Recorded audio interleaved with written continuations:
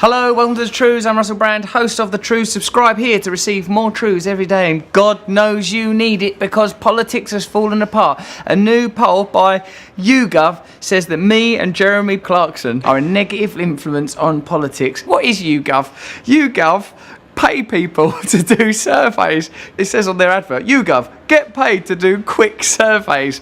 All right, I'll accept money. Will it take long? Oh, no. This is an off-the-cuff thing you can do. You don't have to think about it. But some information might be important and interesting statistically to you is that 41% of the UK public said they would vote. That's down 7% last year, 10% down from the year before that when it was 58%. So, really, what is happening in politics?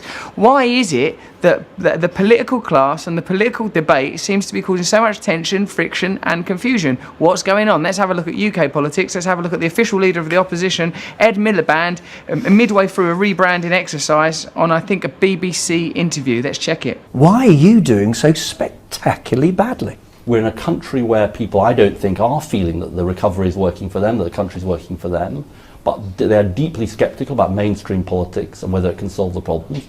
But my job and what I'm going to do is go out and fight for what I believe in, as I did today at Harlow, as I'm going to do over the next 6 months. Because look, I passionately believe we can change Britain. I passionately believe in changing Britain. I like Ed Miliband. I think he seems like he might be nice. But when people sort of really exhibit the signs of coaching, people like passion. My argument has been, or my personal feeling, it's not an argument, I've not built an argument, I'm just a man with a mouth and some feelings, is that you lot don't seem like you're nothing to do with us, right? And it seems to resonate with a lot of people. It says here 23% of our population here in our country says that they're satisfied with the way the MPs are doing their jobs, and only 18% of people trust politicians. So why have we got this feeling that we're in a mandatory and static political situation? Oh, well, only 18% of people trust politicians. If only there was something that could be done. But we signed that deal with God, didn't we? That we can never ever change anything. So we'll just have to put up with it quietly. I passionately believe in changing Britain. It's why I stood for the leadership. We've got to be a country that works for ordinary people again, and that's what I'm going to go out and fight for. Fight, passion, ordinary. Ed Miliband's in trouble, because he doesn't have the skill set, I think, required in contemporary politics, because politics was tainted by Bill Clinton, Barack Obama, Tony Blair, people that were wicked on camera, people that have got a little bit of chat.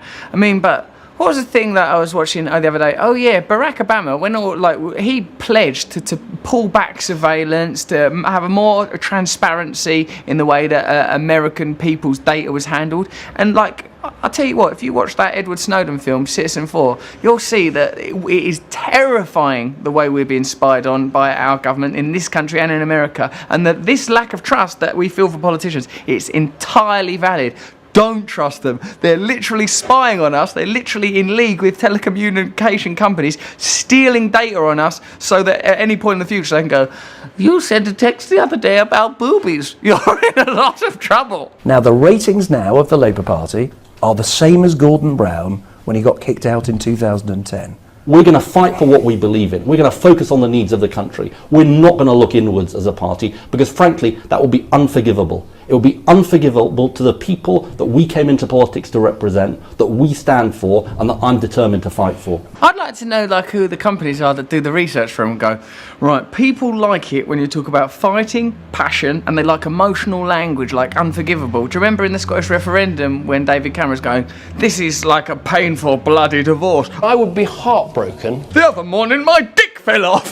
People use weird, emotional, personal language to talk about politics. And poor Ed Miliband, like Gordon Brown before him, men that are sort of administrators, economists, thinkers, well, I don't know, bureaucrats for want of a better word, are they're doing sort of political karaoke. You don't have to take your clothes off to have a bloody good time, I know that much. They're all reduced to dads at weddings because they're forced to live in this this media age. And also, do you know what? They don't know how to talk to us about things like, do you feel a bit lonely? Do you feel a bit desperate? Do you feel like none of the political parties really understand, because most of them, a lot of them went to public schools, a lot of them, and like it seems that there's this sense of disengagement, and the political system itself is this old heaving, lumbering wreck. Well, we feel that too, and we're going to try our best. They don't know how to talk in that way. It's not how they've been trained. Like I've told you ages and ages ago, just have Ed Miliband do a job where I bet there's loads of things he's really good at. Get him to do them. In the latest poll, 73% of people say they can't see you as Prime Minister. Did you ever look at yourself and think, maybe I am part of the problem? No. Because I've got people to convince, of course I do, and that's what I'm going to do. You never thought of quitting? Absolutely not. You never thought, what is it about me that isn't working? Absolutely not, because I'll tell you why. We're in a position where we can win the next election. If we do the right things, if we fight for our programme, we can win that election. And then what's going to happen, Ed? Right, we've won the election. Good. We've proven that a man with minimal media skills can win an election against another unconvincing government that have proved that they are nasty and indifferent to the population of the country. Now what are we going to do? Basically what they did. We've got a duty to do it, we've got a responsibility to do it, and we can do it. I know we can do it. What thing about you and your performance would you change? You've got to blame the media as well for framing it in that way. Why are the BBC not asking him relevant questions? This is the British Broadcasting Corporation. People don't like you, Sonny Jim. You hold your mouth in an odd way, like you've just eaten a sour jelly tot. Why? I think the most important thing that I need to do more of is go out and fight for what I believe in. I've got to fight for passion. I've got to fight for my right to party. Look, less time at Westminster, more time out in the country. More time taking my case to the British people. Labour recently proposed to give away lottery tickets as an inducement to voters. Would you like a lottery ticket? Oh, I suppose I wouldn't mind one, but I'm poor as a church mouse. Here, there's a scratch card. Instead of scratching those blemishes up and down your hideous peasant body, why don't you scratch away this little bit of foil and vote for Labour? Taking the case I passionately believe in to the British people. That's what I'm going to do. I've recently been told to say the word passionately a lot, and I'm going to say the word passionately a lot while talking about stuff that doesn't really mean anything. There are people who think you're in denial.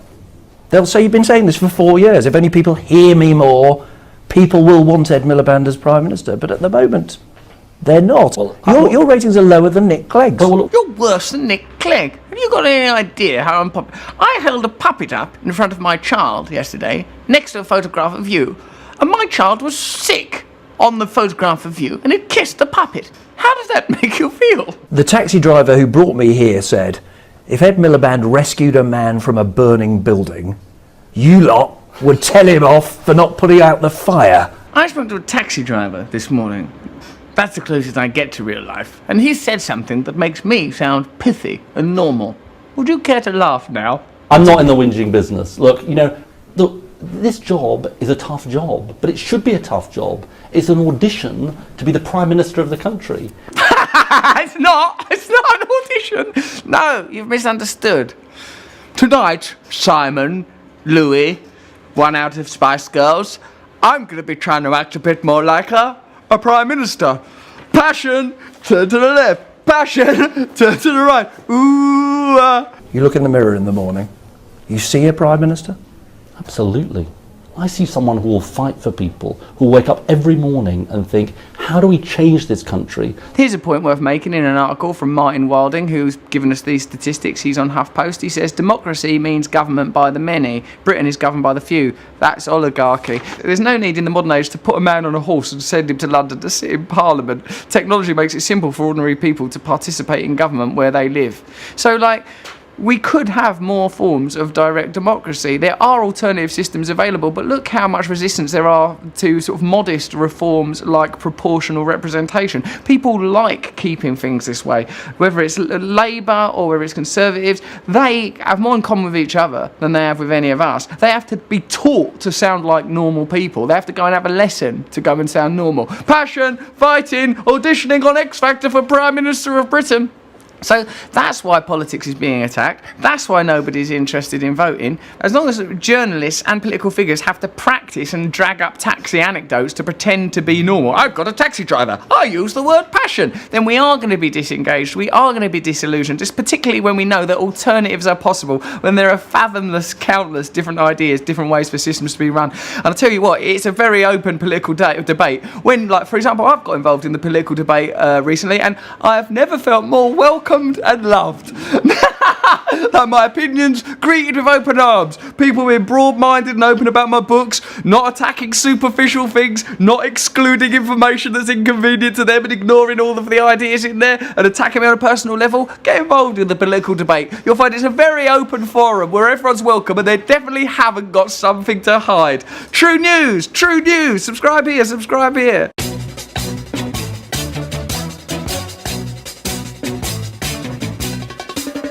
Is a tool that is abused to fool you and to leave you scared and confused. Trews is like the news. If the news was true, I want some Trews. Let's have some Trews.